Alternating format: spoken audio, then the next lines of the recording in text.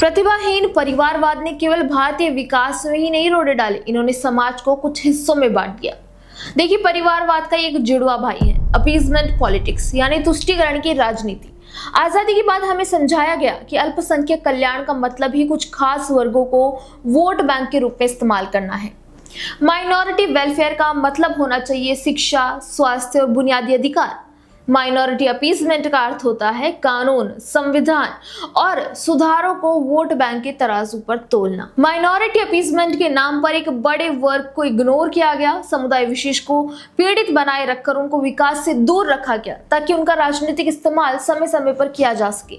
सरकार का काम हर नागरिक को समान अधिकार देना है, लेकिन वोट बैंक की सुरक्षा के लिए कुरीतियों को संरक्षण देना सेक्युलरिज्म नहीं, शुद्ध रूप से ढोंग है।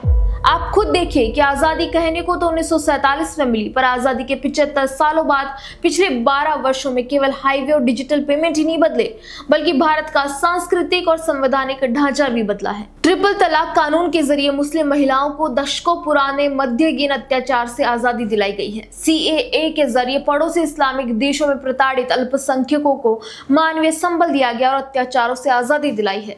आर्टिकल 370 हटाकर एक देश में 2 विधान और 2 निशान के दौर का स्थायी अंत करके देश को एक करने की आजादी आई है।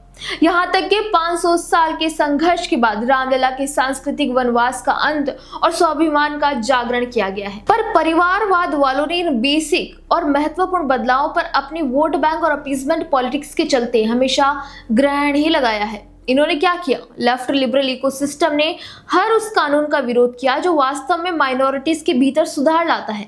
ट्रिपल तलाक बैन को माइनॉरिटीज की धार्मिक स्वतंत्रता पर हमला बताया और महिला अधिकारों और उन पर हो रहे अत्याचारों को पूरी तरह इग्नोर कर दिया।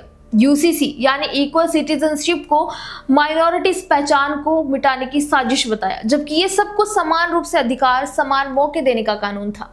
अगर महिलाओं को बराबरी का अधिकार देना और कानून को सबके लिए एक बनाना किसी समुदाय के खिलाफ हमला लगता है तो आपकी समस्या अधिकार नहीं है, आपकी समस्या सुधार है। और अब उस तबके की बात करते हैं जो देश के विकास को रोकने के लिए सबसे आगे खड़ा होता है, और उससे आजादी ही हमें आगे बढ़ा सकती है।